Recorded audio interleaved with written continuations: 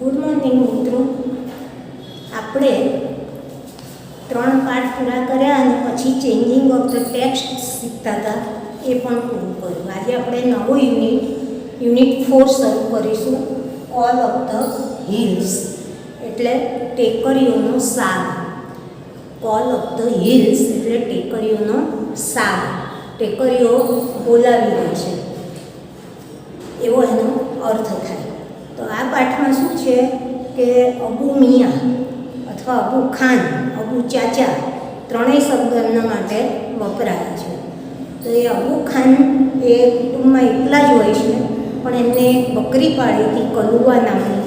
એ એમની કાયમી સાથી હતી ને એની જોડે એમને મજા આવતી હતી.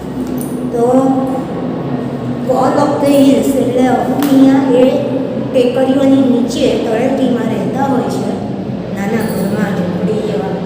અને ત્યાં દોરીથી બકરીને બાંધી હોય એટલે એ બકરીને અબુ મિયા એને બહુ વાલ કરતા હોય છે, એને સરસ ખાવાનું આપતા હોય છે, એને પ્રેમથી ઉછેરે છે. પણ બકરીને ટેકરીઓ જુએ સરસ મજાની એની ઉપર ઘાસ ઉગેલું હોય, વાદળો દોડતા હોય, વાદળો રમત કરતા હોય ટેકરીઓ જોડે, એ બધું સીન જોઈને એને અહીંથી આમની બંધનમાંથી છૂટી જવાનું મન થાય છે. અને એમ એક વખત કલુઆ ત્યાં જતી રહે છે. ત્યાં આગળ ડેવિલ દુષ્ટ એટલે એક વરુ ત્યાં રહેતું હોય છે પર્વત ઉપર, ટેકરીઓ ઉપર. તો એ વરુ એ કલુઆને ખાઈ જાય છે અને કલુઆ પાછી આવતી નથી. તો એ દિવસના અબુ મિયા કે અબુ ચાચા એ દુઃખી રહેવા લાગે છે, એટલે કંઈ ગમતું નથી ને મનમાં દુઃખી થાય છે કે મને આટલું સારું રાખતો હતો તોય કેમ મને છોડી નહીં ટેકરીઓ પર જતી રહી. પછી એ બીજી બકરી લાવે છે, એનું નામ ચાંદની રાખે છે અને એને ખૂબ પ્રેમ કરે છે, એને વહાલ કરે છે.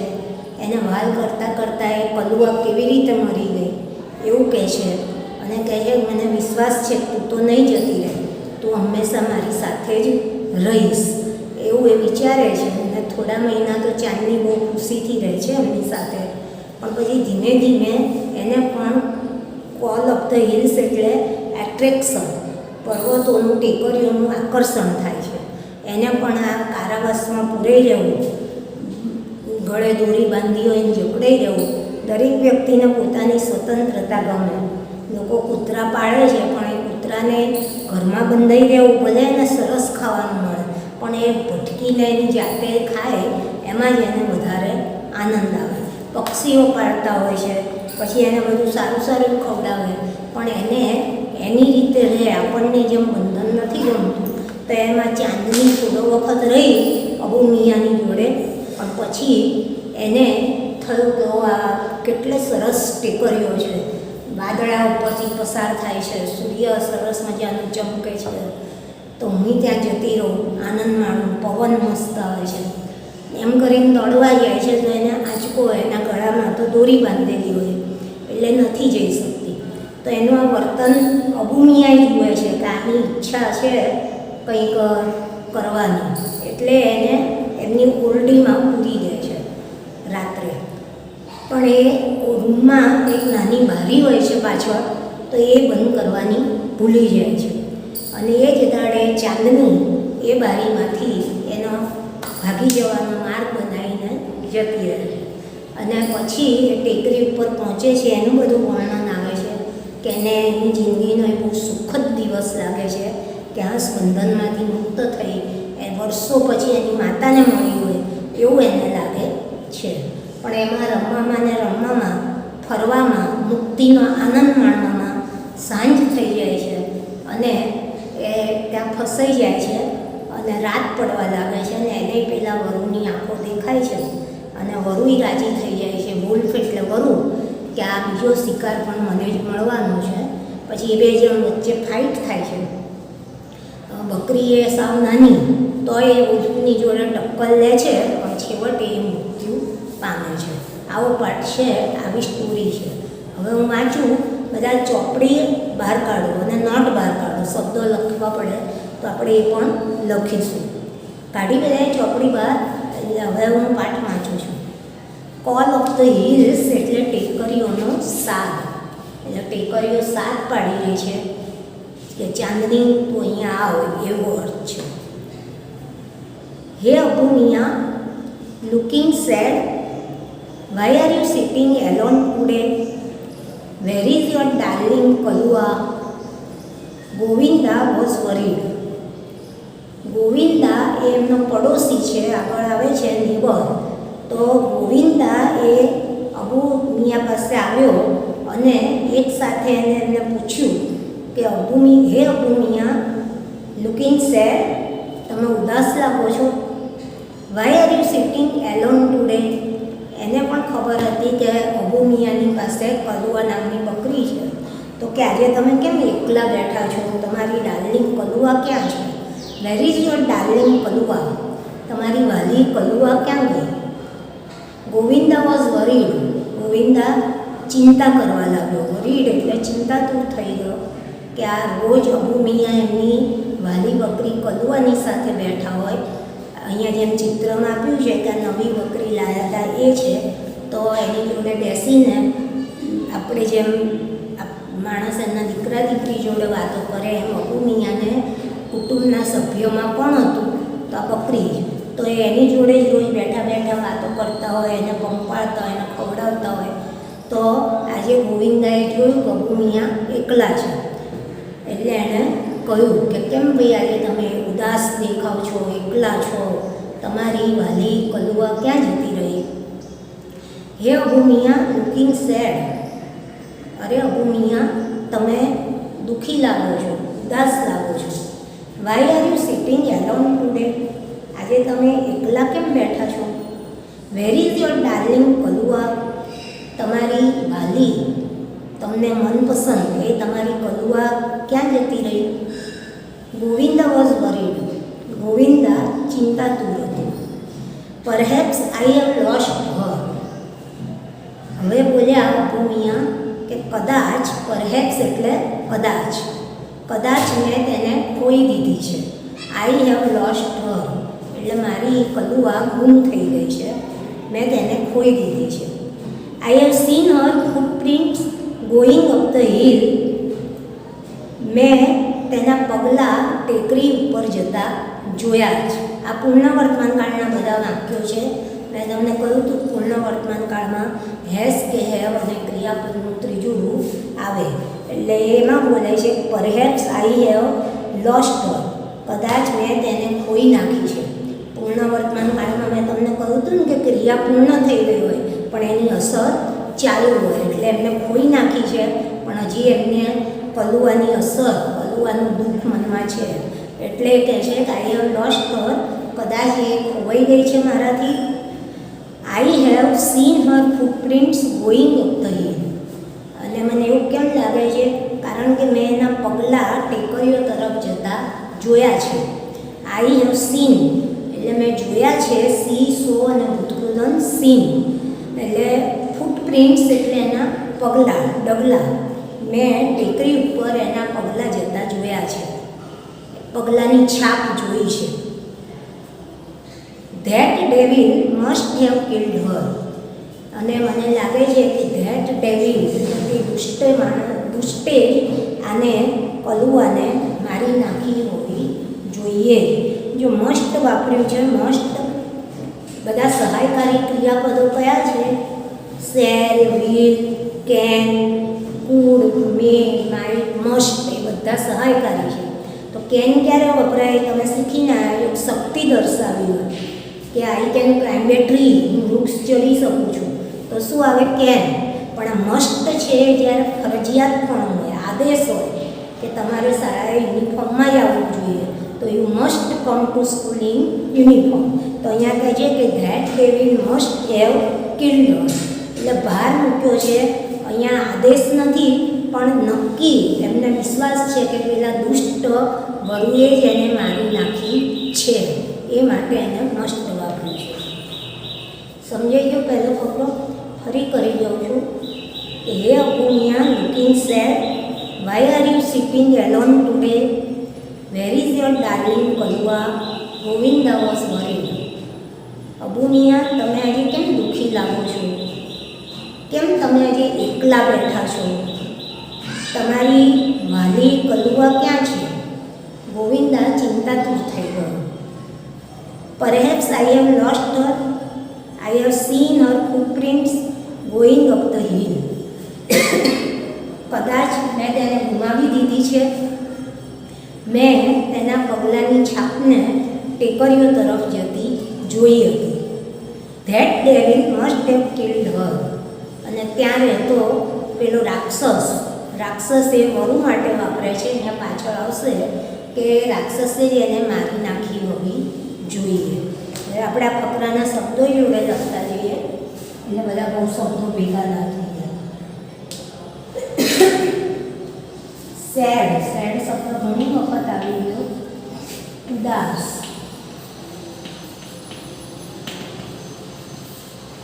સેડ એટલે ઉદાસ અથવા દુઃખી. એલોન એટલે એકલું, એકલા. ડાર્લિંગ એટલે તો વાલી, પ્રિય. વરીડ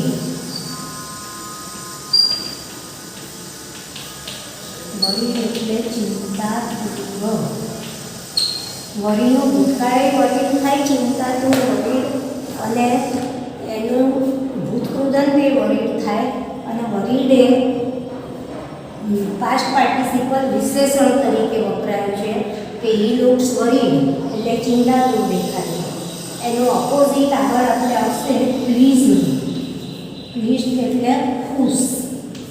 ચિંતા ના હોય, એ નવી બકરી લાવે છે એમ કીધું ને, પછી એ આનંદમાં આવે છે. એટલે વરીડ એટલે ચિંતાતુર, પ્લીઝડ એટલે ખુશ. પરહેપ્સ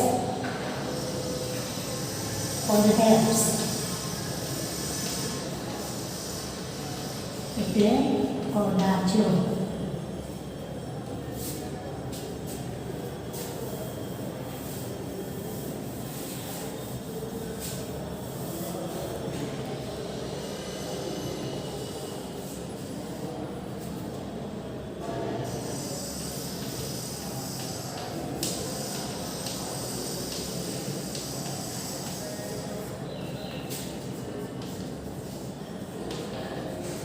To lose એટલે ગુમાવવું, ખોઈ દેવું.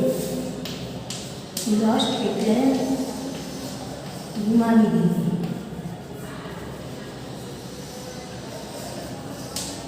Footprints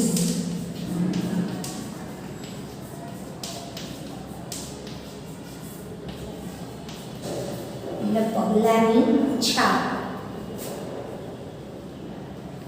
હિલ એટલે ટેકરી.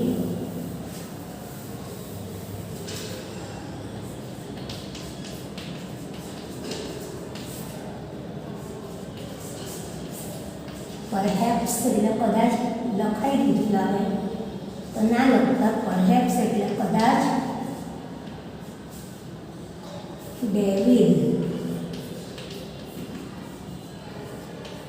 એટલે દુષ્ટ, ખરાબ અથવા રાક્ષસ.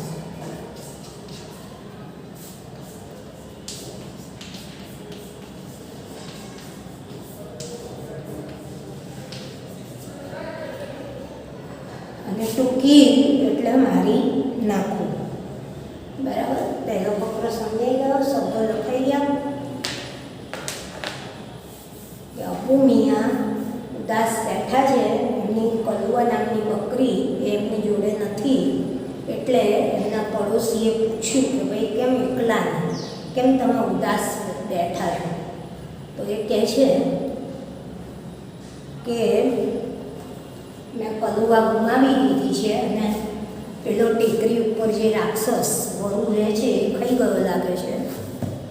હવે આગળ વાંચું. બીજો ફકરો. Poor Abu Khan was almost in tears. એટલે ગોવિંદાને આટલું કહેતા પુઅર અબુ ખાન, અહીંયા પુઅર એટલે ગરીબ નહીં, લાચાર. બકરી ખોવાઈ ગઈ છે, એમનું એકમાત્ર કુટુંબનું સભ્ય હતું, એ ખોવાઈ ગયું એટલે દુઃખી છે. તો પુઅર અબુ ખાન વોઝ લાચાર અબુ ખાન એ લગભગ રડવાની જ તૈયારીમાં હતા, ઓલમોસ્ટ ઇન ટીયર્સ, એટલે લગભગ એમની આંખોમાંથી આંસુ નીકળવા લાગ્યા. Poor Abu Khan was almost in tears. લાચાર અબુ ખાન એ રડી પડ્યા. He could not understand why Kaluwa broke the string and disappeared in the night. He could not understand. જો હમણાં જ મેં તમને કહ્યું કેન સહાયકારી ક્રિયાપદ છે, મસ્ટ પણ સહાયકારી ક્રિયાપદ છે.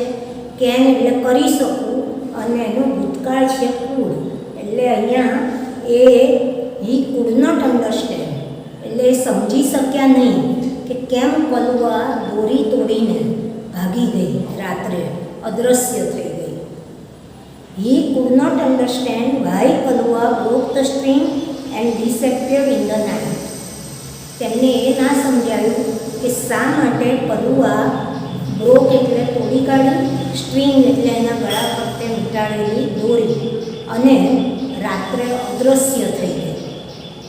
He used to give her green juicy grass and tasty grains. Used to એટલે ટેવ હોવી, કાયમ જે ક્રિયા કરતા એ માટે યુઝડ ટુ. તો એને રોજ શું ખાવાનું આપવાની ટેવ હતી? તો એ used to give her green juicy grass એને એન્ડ ટેસ્ટી ગ્રેન્સ, તેને રોજ લીલી રસદાર દ્રાક્ષ ખવડાવતા. જ્યુસી એટલે રસથી ભરપૂર, રસાવાળી એવી દ્રાક્ષ આપતા, અને ટેસ્ટી ગ્રેન્સ એટલે સ્વાદિષ્ટ અનાજ, એને જે ભોજન આપતા એ પણ સ્વાદિષ્ટ આપતા. But even then his only family member head left his house. But even then એટલે આટલું કરવા છતાં તેમની એકમાત્ર પરિવારની સભ્ય એ તેમનું ઘર છોડીને જતી રહી. તો એણે આવું કેમ કર્યું એ તેમને સમજાતું નહોતું. આપણે કે મેં એના ઉછેરમાં શું કમી રાખી, એની જોડે હું આટલી સારી રીતે રહેતો હતો, તો એ કેમ મને આવી રીતે છોડીને જતી રહી. ફરી વાંચું છું, ધ્યાન રાખજો કે poor Abu Khan was almost in tears. લાચાર અબુ ખાન લગભગ રડવા જેવા થઈ ગયા. He could not understand why Kaluwa broke the string and disappeared in the night. એ સમજી શક્યા નહીં, એમને સમજણ ન પડી કે શા માટે કલુઆ દોરી તોડીને રાત્રે અદૃશ્ય થઈ ગઈ. He used to give her green juicy grass and tasty grains. તેને રસદાર દ્રાક્ષ અને સ્વાદિષ્ટ અનાજ રોજ ખવડાવવાની ટેવ હતી. But even then his only family member head left his house. આમ કરવા છતાં, આટલું કરવા છતાં એમની એકમાત્ર કુટુંબની સભ્ય કલુઆ એ ઘર છોડીને જતી રહી. આના શબ્દો લખી લઈએ બીજા ફકરાના.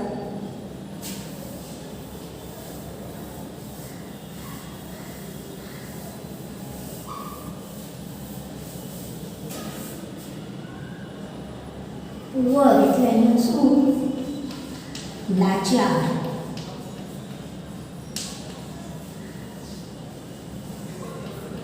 ઓલમોસ્ટ એટલે લગભગ, રડવા જેવા થઈ ગયા. ટીયર્સ એટલે આંસુ, એમની આંખોમાં આંસુ આવી ગયા. ટુ અન્ડરસ્ટેન્ડ એટલે સમજવું, અને હી કુડ નોટ અન્ડરસ્ટેન્ડ એટલે એમને સમજણ ના પડી કે why Kalua broke the string. To break એટલે તોડવું, અને બ્રોક એટલે તોડ્યું. અને એનું ભૂતપ્રધાન શું થાય? આપણે આગળ કદાચ લખ્યું છે બ્રોકન, BROKEN, પાસ્ટ પાર્ટિસિપલ, તૂટેલું. એટલે why she has broken the string. String એટલે દોરી, દોરી અથવા દોરડું. સાવ પાતળી દોરી તો બંધાય નહીં એને, એટલે એ ગળાની આજુબાજુ બાંધેલી દોરી તોડીને ડિસેપિયર એટલે અદ્રશ્ય થઈ ગયું.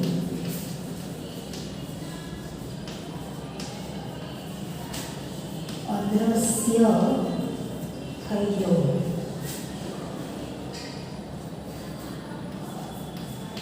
યુઝલેસ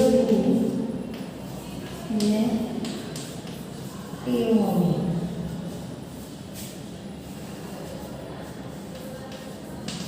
જ્યુસી એટલે રસદાર, રસથી ભરેલી અથવા રસદાર.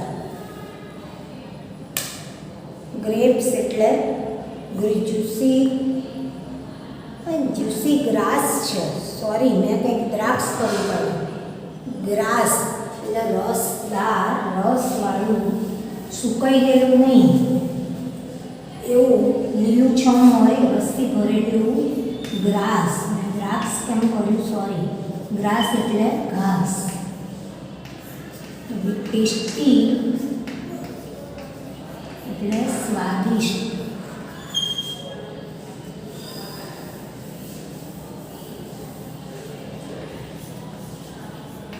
ગ્રેન એટલે અનાજ અથવા દાણા.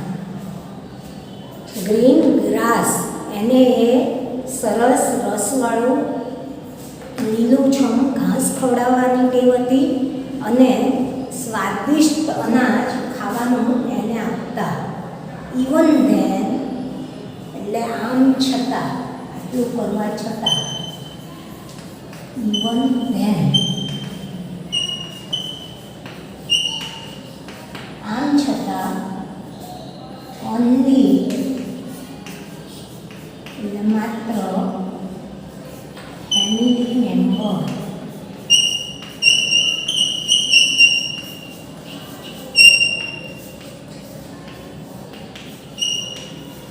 કુટુંબનું સભ્ય. આટલું કરવા છતાં એમની એકમાત્ર કુટુંબની સભ્ય એ કેમ ઘર છોડીને જતી રહી રાત્રે એ તે સમજી શક્યા નહીં. લખાઈ ગયા શબ્દો આટલા. ડિસેપિયર એટલે અદ્રશ્ય થઈ જવું. યુઝલેસ એટલે ટેવ હોવી, ટેવાયેલું. જ્યુસી એટલે રસદાર, ગ્રાસ એટલે ઘાસ, ટેસ્ટી એટલે સ્વાદિષ્ટ, ગ્રેન એટલે એને જે દાણા આપે, ખાવા આપે, ખોરાક એ સ્વાદિષ્ટ આપતા હતા. ઇવન ધેન એટલે આમ છતાં. ઓનલી એટલે માત્ર, ફક્ત. ફેમિલી મેમ્બર એટલે કુટુંબનું સભ્ય. ચલો હવે આપણે આગળનો ફકરો જોઈએ. After some days Abu Mian bought another goat. થોડાક દિવસો પછી અબુ મિયા એક બીજી નવી બકરી લઈ આવ્યા. અનધર એટલે બીજી. This new one was pretty, white as snow, had two little horns and a pair of lovely bright red eyes. પહેલી બકરી જે એમની ખૂબ જતી રહી, વરુ ખાઈ ગયો, એનું નામ હતું ફલુઆ અને એમાં એ બહુ દુઃખી રહેતા હતા. પણ આફ્ટર સમ ટાઈમ એટલે થોડા સમય પછી Abu Mian brought another goat. Abu Mian બીજી બકરી લાવ્યા. ધીસ ન્યૂ વન વોઝ, આ બકરી કેવી હતી એના વખાણ કે this new one was pretty એટલે સુંદર હતી. વ્હાઇટ એઝ સ્નો બરફ જેવી સફેદ હતી. Had two little horns and a pair of lovely bright red eyes. એને સરસ મજાના બે નાના શિંગડા એની જોડ હતી અને એની આંખો પણ કેવી હતી, તેજસ્વી અને ક્યાં જોતું and pair of lovely bright red eyes. તેજસ્વી લાલ રંગની આંખની જોડ હતી એટલે એની બે આંખો તેજસ્વી અને લાલ રંગની હતી. એક લીટીમાં એ નવી બકરી લાવે એના વખાણ કેટલા છે કે નવી બકરી એ લાવે કેવી હતી તો પ્રેટી એટલે સુંદર, વ્હાઇટ એઝ સ્નો એટલે ખૂબ જ સફેદ, બરફ જેવી સફેદ હતી. હેડ 2 લિટલ હોર્ન્સ, એને 2 નાના શિંગડા હતા અને pair of bright red eyes, અને તેજસ્વી ચમકતી 2 લાલ આંખો હતી. I will call you Chandni caressing her soft fur, he said. Caressing એટલે વાલ કરવું. અહીંયા ચિત્રમાં બતાડ્યું છે કે બકરીને પંપાળી રહ્યા છે, વાલ કરે છે. એના ફર એટલે રૂંવાટી ઉપર. કેરેસિંગ હર સોફ્ટ ફર, સોફ્ટ એટલે નાજુક. એના કોમળ રૂંવાટી ઉપર હાથ ફેરવતા ફેરવતા એને પંપાળતા અબુ મિયા એને શું કહે છે કે I will call you Chandni caressing her soft fur, he said. Abu Mian એની કોમળ નાજુક એની રૂંવાટી છે જે શરીર ઉપર, એની ઉપર હાથ પસારીને એને પંપાળતા કહે છે કે હું તને ચાંદની કહીને બોલાવીશ. One fine morning his neighbour Govinda appeared. એક સુંદર સવારે ફરી પાછો એમનો પડોશી ગોવિંદા દેખાયો. એપિયર એટલે દેખાવો, પ્રગટ થવું. ડિસએપિયર એટલે અદૃશ્ય થવું. એટલે એક સુંદર સવારે ફરી પાછા એમના પડોશી ગોવિંદા દેખાયા. He saw Abu Mian talking to his family member. Abu અબુ મિયાને એમના પરિવારના સભ્ય સાથે વાત કરતા જોયા. Hey Abu chacha, you look happy and healthy. અને એ જોઈને એણે કહ્યું કે અબુ ચાચા, તમે હવે આનંદમાં અને તંદુરસ્ત લાગો છો, સુખી લાગો છો, તંદુરસ્ત લાગો છો. How is life? હવે તમારી જિંદગી કેવી છે? એટલે આના શબ્દો લખો. આફ્ટર સમ ડેઝ એટલે થોડા દિવસો પછી Abu Mian got another dog. After some days Abu Mian થોડાક દિવસો પછી, બાય એટલે ખરીદ્યું, વોટ એટલે ખરીદ્યું. થોડા દિવસો પછી અબુ મિયાએ બીજી બકરી ખરીદી. અનધર એટલે બીજી. ધ ન્યૂ વન એટલે નવી બકરી એ પ્રેટી એટલે સુંદર, વ્હાઇટ એઝ સ્નો એટલે બરફ જેવી સફેદ, બરફ જેવી સફેદ હતી.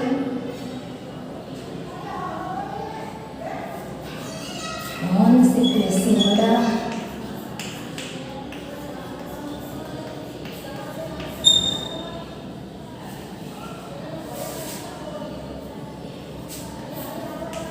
પેર એટલે જોડી.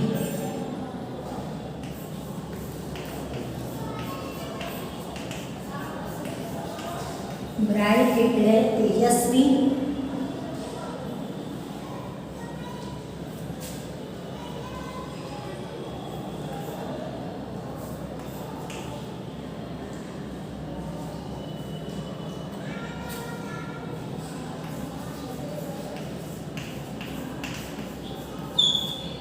કેરેસિંગ એટલે પંપાળવું, વાલ કરવું.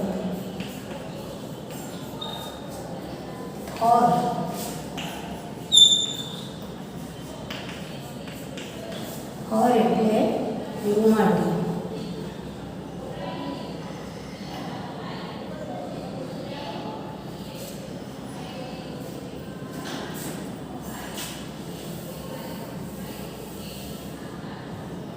યજ્ઞ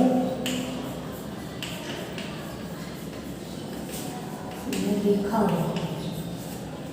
એક સુંદર સવારે એમનો પડોશી ગોવિંદા દેખાયો.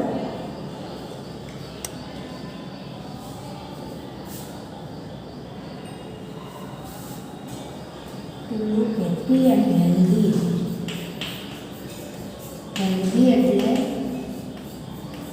તંદુરસ્ત.